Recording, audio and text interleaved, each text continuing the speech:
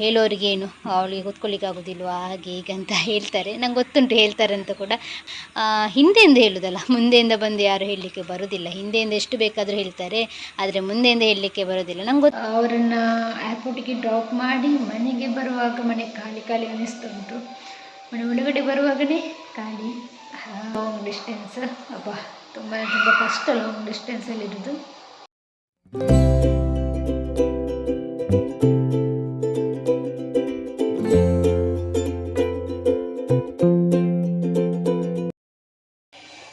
ನಾನು ಸಾಯಂಕಾಲದಿಂದ ಲಾಗನ್ನು ಸ್ಟಾರ್ಟ್ ಮಾಡಿದ್ದೀನಿ.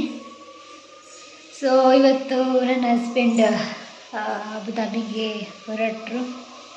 ಸೊ ಹೊರಡುವಾಗೆಲ್ಲ ವ್ಲಾಗೆಲ್ಲ ಮಾಡಲಿಕ್ಕೆ ಆಗಲಿಲ್ಲ. ಯಾಕಂತೇಳಿದರೆ ನಾನು ವ್ಲಾಗ್ ಮಾಡುವ ಸಿಚುವೇಷನಲ್ಲಿ ಇರಲಿಲ್ಲ. ತುಂಬ ಬೇಜಾರಾಗ್ತಿತ್ತು. ತುಂಬ ಸಮಯದ ನಂತರ ಬಂದದಲ್ಲ, 1 ವರ್ಷ ಆದ ನಂತರ ಬಂದದ್ದು.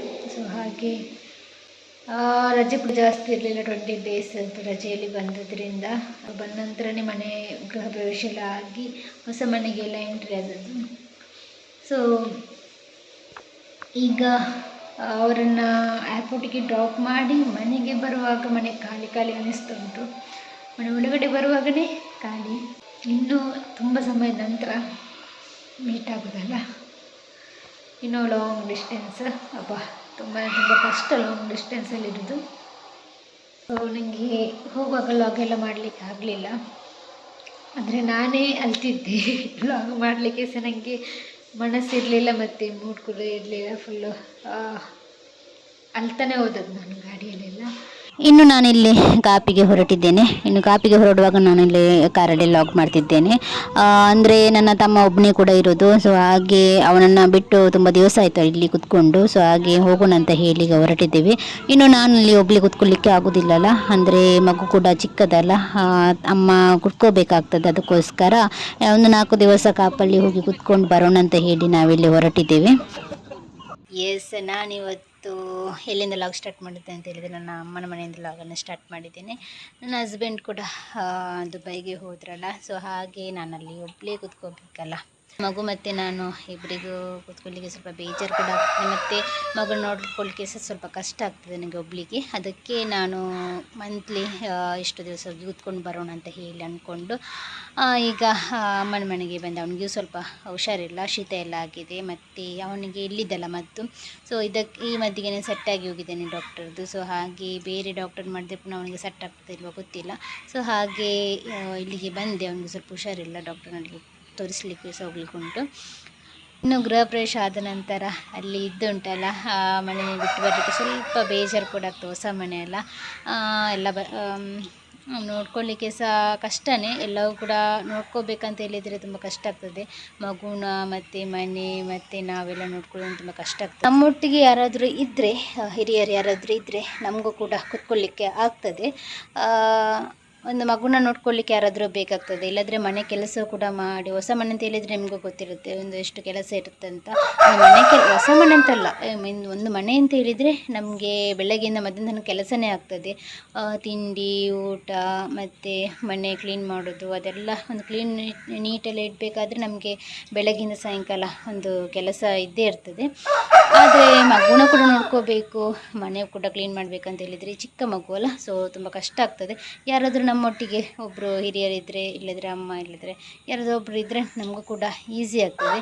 ಕೆಲವೊಬ್ಬರು ಹೇಳ್ತಾರೆ ಕೂತ್ಕೊಳ್ಳಿಕ್ಕೆ ಆಗೋದಿಲ್ವಾ ಹಾಗೆ ಹೀಗೆ ಅಂತ. ಆದರೆ ನಮ್ಮ ಪರಿಸ್ಥಿತಿನ ನಾವು ಕೂಡ ನೋಡಬೇಕಾಗ್ತದೆ. ಮಗುನ ನೋಡ್ಕೊಳ್ಳೋದಂತ ಹೇಳಿದರೆ ಅಷ್ಟು ಈಸಿ ಅಲ್ಲ. ಅವನಿಗೆ ಒಂದು ಕಣ್ಣು ಇಟ್ಕೊಳ್ಬೇಕಾಗ್ತದೆ. ಅವನು ಈಗ ಚಿಕ್ಕ ಅಲ್ಲ, ಏನಾದರೂ ಬಾಯಿಗೆ ಹಾಕೋದಾಗಿರ್ಬೋದು ಅಥವಾ ಎಲ್ಲಿಗಾದರೂ ಆಚೆ ಈಚೆ ಓಡಾಡ್ತಾ ಇರ್ತಾನೆ. ಅವನ ನೋಡ್ಕೊಳ್ಳಿಕ್ಕೆ ಒಬ್ಬರು ಬೇಕಾಗ್ತದೆ. ಹೇಳೋರಿಗೇನು ಅವಳಿಗೆ ಕೂತ್ಕೊಳ್ಳಿಕ್ಕೆ ಆಗೋದಿಲ್ವಾ ಹಾಗೆ ಹೀಗೆ ಅಂತ ಹೇಳ್ತಾರೆ. ನಂಗೆ ಗೊತ್ತುಂಟು ಹೇಳ್ತಾರೆ ಅಂತ ಕೂಡ. ಆದರೆ ಅದಕ್ಕೆಲ್ಲ ತಲೆ ಕೆಡಿಸ್ಕೊಂಡು ಕೂತ್ಕೊಂಡ್ರೆ ಉಂಟಲ್ಲ, ನಾವು ಕೂಡ ಮುಂದೆ ಹೋಗ್ಲಿಕ್ಕೆ ಆಗೋದಿಲ್ಲ. ಸೊ ನಮ್ಮದು ನಾವು ನೋಡ್ಕೋಬೇಕಾಗ್ತದೆ. ಹೇಳೋರಿಗೇನು ಬಾಯಿ ಕೊಟ್ಟು ನಾವು ಕೂತ್ಕೊಳ್ಳಿಕ್ಕೆ ಆಗೋದಿಲ್ಲಲ್ಲ. ಹಿಂದೆಯಿಂದ ಹೇಳೋದಲ್ಲ, ಮುಂದೆಯಿಂದ ಬಂದು ಯಾರು ಹೇಳಲಿಕ್ಕೆ ಬರೋದಿಲ್ಲ. ಹಿಂದೆಯಿಂದ ಎಷ್ಟು ಬೇಕಾದರೂ ಹೇಳ್ತಾರೆ, ಆದರೆ ಮುಂದೆಯಿಂದ ಹೇಳಲಿಕ್ಕೆ ಬರೋದಿಲ್ಲ. ನಂಗೆ ಗೊತ್ತುಂಟು ಯಾರೆಲ್ಲ ಏನು ಹೇಳ್ತಾರೆ ಅಂತ. ಆದರೆ ನಾನು ಅದಕ್ಕೆಲ್ಲ ತಲೆ ಕೆಡಿಸೋ ಹುಡುಗಿ ಕೂಡ ಅಲ್ಲ. ಹೇಳುವವರಿಗೆ ಕೂಡ ನಾನು ಹೇಳೋದಿಷ್ಟೇ, ನೀವು ಹೇಳಿ, ಏನು ಬೇಕಾದರೂ ಹೇಳಿ, ನಾನು ಅದಕ್ಕೆಲ್ಲ ತಲೆ ಕೆಡಿಸ್ಕೊಳ್ಳೋದಿಲ್ಲ. ನನ್ನನ್ನು ನೋಡಲಿಕ್ಕೆ ನೀವು ಬರೋದಿಲ್ಲಲ್ಲ, ನಾನು ಕೂಡ ಹಾಗೆಯೇ. ಸೊ ಈಗಿನ ಜನ್ರೇಷನ್ ಆಗಿ ಹಿಂದೆ ತುಂಬ ಜನ ಇದ್ದಾರೆ. ನಿಮಗೆ ನೀವು ಹೇಗಿದ್ದರೂ ಹೇಳ್ತಾರೆ, ನೀವು ಒಳ್ಳೆದಿದ್ದರೂ ಹೇಳ್ತಾರೆ, ಕೆಟ್ಟದಿದ್ದರೂ ಹೇಳ್ತಾರೆ. ಅದಕ್ಕೆ ನಾವು ತಲೆ ಕೆಡಿಸ್ತಾ ಕೂತ್ಕೊಳ್ಬಿಟ್ರಲ್ಲ, ಒಮ್ಮೆ ಅನಿಸ್ತದೆ, ಒಮ್ಮೆ ಹೋಗಿ ಹೇಳಿಬಿಡೋಣ ಹಾಗೆ ಅಂತ ಅನಿಸ್ತದೆ. ಆದರೆ ಹೇಳಲಿಕ್ಕೆ ಹೋದರೆ ಮತ್ತು ನಾವು ಕೆಟ್ಟವರಾಗ್ತೇವೆ. ಅವ್ರಿಗೇನು ಫರಕ್ ಬೀಳೋದಿಲ್ಲ. ನೀವು ಹಾಗೆ ಹೇಳಿದ್ರಿ, ಹೀಗೆ ಹೇಳಿದ್ರಿ ಅಂತ ಹೇಳಿ ಹೇಳುವವ್ರಿಗೇನು ಅನಿಸೋದಿಲ್ಲ. ಆದರೆ ಹೇಳುವವರು ಹಿಂದೆಂದು ಹೇಳ್ತಾರೆ. ಆದರೆ ನಮಗೆ ನಮ್ಮ ಪರಿಸ್ಥಿತಿ ಗೊತ್ತಲ್ಲ. ಸ್ವಲ್ಪ ನಮ್ಮದು ಕೂಡ ನಮ್ಮ ಸಿಚುವೇಶನ್ ಎಲ್ಲ ನೋಡಬೇಕಾಗ್ತದೆ. ಏನೆಲ್ಲ ಆಗ್ತಾ ಉಂಟು ನಮ್ಮ ಜೀವನದಲ್ಲೆಲ್ಲ ನೋಡಿ ಮತ್ತೆ ನಾವು ಡಿಸಿಷನ್ ಎಲ್ಲ ತಗೋಬೇಕಾಗ್ತದೆ. ಸೊ ಹಾಗೆ ನಾನು ಹೇಳುವವರಿಗೆಲ್ಲ ಕಿವಿ ಕೊಟ್ಟು ಕೂತ್ಕೊಂಡ್ರೆ, ಹಿಂದೆಯಿಂದ ಹೇಳುವವರಿಗೆ, ಮುಂದೆಯಿಂದ ಹೇಳಲಿಕ್ಕೆ ಯಾರು ಬರೋದಿಲ್ಲ ನನ್ನದು. ಮುಂದೆಯಿಂದ ಹೇಳಿದರೆ ನಾವು ಕೂಡ ಆನ್ಸರ್ ಕೊಡ್ತೇವಲ್ಲ. ಸೊ ಹಾಗೆ ಮುಂದೆಯಿಂದ ಹೇಳಲಿಕ್ಕೆ ಯಾರು ಬರೋದಿಲ್ಲ, ಹಿಂದೆಯಿಂದ ಹೇಳ್ತಾರೆ, ಅದು ನನ್ನ ಕಿವಿಗೆ ಸಹ ಬೀಳ್ತದೆ. ಆದರೆ ಏನು ಮಾಡೋದು, ಅದು ಬಿದ್ದಿದ್ದಂತ ಹೇಳಿ ಅವರಿಗೆ ಗೊತ್ತಾದರೆ ಮತ್ತು ನಮಗೂ ಅವರಿಗೆ, ನಾನು ಮಾತಾಡ್ಲಿಕ್ಕೆ ಹೋದರೆ ಮತ್ತು ನಮಗೂ ಅವರಿಗೆ ಏನು ವ್ಯತ್ಯಾಸ ಇರ್ತದಲ್ಲ. ಸೊ ಹಾಗೆ ನಾನೇನು ಮಾತಾಡ್ಲಿಕ್ಕೆ ಹೋಗೋದಿಲ್ಲ. ಇರಲಿ, ಹೇಳುವವರು ಹೇಳ್ತಾನೆ ಇರ್ತಾರೆ, ನಾವು ಮುಂದೆ ನಡೀತಾನೆ ಇರಬೇಕು. ಇನ್ನು ಅದೇ ಒಂದು ವರ್ಷ ಮನೆ ಬಿಟ್ಟು ಬರಬಾರ್ದು, ಮನೇನ ಕ್ಲೋಸ್ ಮಾಡಬಾರ್ದು, ಹಾಗೆ ಹೀಗೆಲ್ಲ ಅಂತ ಉಂಟು. ಮುಂಚಿನ ಕಾಲದಲ್ಲೇ ಹೇಳ್ತಿದ್ರು, 1 ವರ್ಷ ಮನೆ ಗೃಹಪ್ರವೇಶ ಆದ ನಂತರ 1 ವರ್ಷ ಖಾಲಿ ಬಿಡಬಾರ್ದು ಹಾಗೆಲ್ಲ ಅಂತ. ಸೊ ಆದರೆ ನಮ್ಮ ಪರಿಸ್ಥಿತಿ ಕೂಡ ನೋಡಬೇಕಾಗ್ತದೆ. ಚಿಕ್ಕ ಮಗುನ ಇಟ್ಕೊಂಡು ಒಬ್ಬಳೇ ಹ್ಯಾಂಡಲ್ ಮಾಡಲಿಕ್ಕೆ ತುಂಬ ಕಷ್ಟ ಆಗ್ತದೆ. ಅಷ್ಟು ದೊಡ್ಡ ಮನೇನ ಒಬ್ಬಳೇ ಹ್ಯಾಂಡ್ ಮಾಡಲಿಕ್ಕೆ ತುಂಬ ಕಷ್ಟ ಆಗ್ತದೆ ನನಗೆ. ಸೊ ಹಾಗೆ ಇಲ್ಲಿ ಸ್ವಲ್ಪ ದಿವಸ, ಅಲ್ಲಿ ಸ್ವಲ್ಪ ದಿವಸ, ಯಾಕಂತ ಹೇಳಿದ್ರೆ ಇಲ್ಲಿ ನನ್ನ ತಮ್ಮ ಕೂಡ ಒಬ್ಬನೇ ಅಲ್ಲ, ಅವನಿಗೆ ಕೂಡ ಊಟ ತಿಂಡಿಗೆ ತುಂಬ ಕಷ್ಟ ಆಗ್ತದೆ. ಸೊ ಹಾಗೆ ಸ್ವಲ್ಪ ದಿವಸ ಇಲ್ಲಿ, ಸ್ವಲ್ಪ ದಿವಸ ಅಲ್ಲಿ, ಆ ಮನೆಗೆ ಕೂಡ ಬಿಡಬಾರ್ದು, ಈ ಮನೆಯನ್ನು ಕೂಡ ಬಿಡಬಾರ್ದು ಅಂತ ಹೇಳಿ, ಹಾಗೆ ಸ್ವಲ್ಪ ದಿವಸ ಇಲ್ಲಿ, ಸ್ವಲ್ಪ ದಿವಸ ಅಲ್ಲಿ ಹೋಗಿ ಕೂತ್ಕೊಳ್ಳೋಣ ಅಂತ ಹೇಳಿ ನಾವು ಡಿಸೈಡ್ ಮಾಡಿದ್ದೀವಿ. ಇನ್ನು ಅಲ್ಲಿದು ಕೂಡ ಲಾಗ್ ಎಲ್ಲ ಮಾಡಿ ಹಾಕ್ತೇನೆ. ಅಲ್ಲಿ ಜಾಸ್ತಿ ಹೌದು 3-4 ದಿವಸ ಇದ್ದು ನಾನು ಇಲ್ಲಿಗೆ ಬಂದದ್ದಲ್ಲ. ಸೊ ಸ್ವಲ್ಪ ಬೇಜಾರಿತ್ತು ಇವರು ಹೋದದ್ದು ಕೂಡ. ಆದರೆ ಎಂತ ಮಾಡೋದು, ನಮ್ಮ ಸಿಚುವೇಶನ್ ಹಾಗೆ ಉಂಟಲ್ಲ. ಸೊ ಹಾಗೆ ಇಲ್ಲಿಗೆ ಬಂದು ನಾನು ಇಲ್ಲಿ ಈಗ ಲಾಗನ್ನು ಸ್ಟಾರ್ಟ್ ಮಾಡಿದ್ದೀನಿ. ರಾಯಿಗೆ ಕೂಡ ಸ್ವಲ್ಪ ಹುಷಾರಿಲ್ಲದಿದ್ದಾಗ ಅವನನ್ನು ನೋಡ್ಕೋಬೇಕಾಗ್ತದೆ. ಮತ್ತು ಯಾರಾದರೂ ಒಬ್ಬರು ಅವನ ಬದಿಯಲ್ಲೇ ಇರಬೇಕಾಗ್ತದೆ. ಶೀತ ಅಲ್ಲ, ಸ್ವಲ್ಪ ಅವನಿಗೆ ಸ್ವಲ್ಪ ಮೂಗೆಲ್ಲ ದಮ್ ಕಟ್ತಾ ಉಂಟು. ಸೊ ಹಾಗೆ ಮಲಗಲಿಕ್ಕೆ ಸಹ ಕೇಳೋದಿಲ್ಲ, ಸ್ವಲ್ಪ ಹುಷಾರಿಲ್ಲ ಅವನಿಗೆ ಕೂಡ ಅವನನ್ನು ನೋಡ್ಕೊಳ್ತಿದ್ದಾರೆ. ನಮ್ಮ ಅಮ್ಮ ಇದ್ದರೆ ಸ್ವಲ್ಪ ನನಗೂ ಕೂಡ ಧೈರ್ಯ ಇರ್ತದೆ, ಇಲ್ಲದ್ರೆ ಒಬ್ಬಳಿಗೆ ಆಗೋದಿಲ್ಲ ಹ್ಯಾಂಡಲ್ ಮಾಡಲಿಕ್ಕೆಲ್ಲ. ಸೊ ನಮ್ಮದು ಗದ್ದೆಗೆಲ್ಲ ಮಳೆಯೆಲ್ಲ ಬಂದು ನೀರೆಲ್ಲ ಆಗಿದೆ. ಈಗ ಸ್ವಲ್ಪ ಪೈಲ ಅಂತ. ಸೊ ಇನ್ನು ನಮ್ಮ ಪೇರಳೆ ಹಣ್ಣು ಉಂಟಲ್ಲ, ತುಂಬ ಆಗಿದೆ. ತುಂಬ ಆಗಿ ಕೂಡ ಉಂಟಲ್ಲ, ಅದು ಪಕ್ಷಿಗಳೆಲ್ಲ ತಿಂದು ಉಂಟಲ್ಲ. ಇಷ್ಟಿಷ್ಟು ದೊಡ್ಡ ದೊಡ್ಡ ಪೇರಳೆ ಹಣ್ಣನ್ನೆಲ್ಲ ಅರ್ಧ ಎಲ್ಲ ತಿಂದೆಲ್ಲ ಹಾಕಿ ಹೋಗಿದೆ. ಯಾರು ಕೂಡ ನೋಡಲಿಲ್ಲ. ನನ್ನ ತಮ್ಮನಿಗೆಲ್ಲ ಅದರೆಲ್ಲ ಇಂಟ್ರೆಸ್ಟ್ ಎಲ್ಲ ಇಲ್ಲ, ಪೇರಳೆ ಹಣ್ಣಲ್ಲೆಲ್ಲ.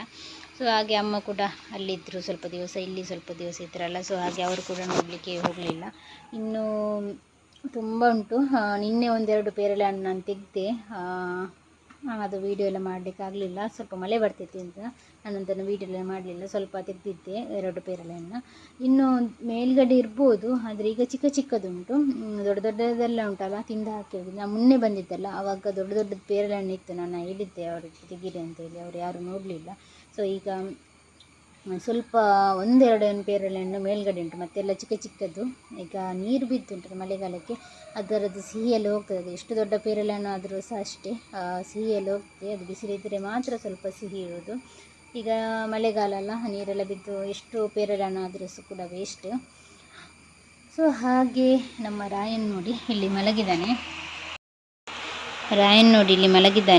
ಅವನಿಗೆ ಸ್ವಲ್ಪ ಶೀತ ಆಗಿದೆಲ್ಲ. ಸೊ ಹಾಗೆ ತಲೆ ಎಲ್ಲ ಭಾರ ಆಗ್ತಾ ಉಂಟು, ಮತ್ತು ಮೂಗೆಲ್ಲ ಕಟ್ತಾ ಉಂಟು. ಅದಕ್ಕೆ ಅವನ ತಲೆ ಅಡಿಗೆ ಸ್ವಲ್ಪ ಎತ್ತರ ಮಾಡಿ ಅವನನ್ನು ಮಲಗಿಸಿದ್ದೇನೆ. ಸ್ವಲ್ಪ ಅವನಿಗೆ ಕೂಡ ಆರಾಮಾಗ್ತದೆ, ಮಲಗಲಿ ಸ್ವಲ್ಪ ಅಂತ. ರಾತ್ರಿ ಕೂಡ ಮಲಗಲಿಲ್ಲ ಅವನು ಜಾಸ್ತಿ.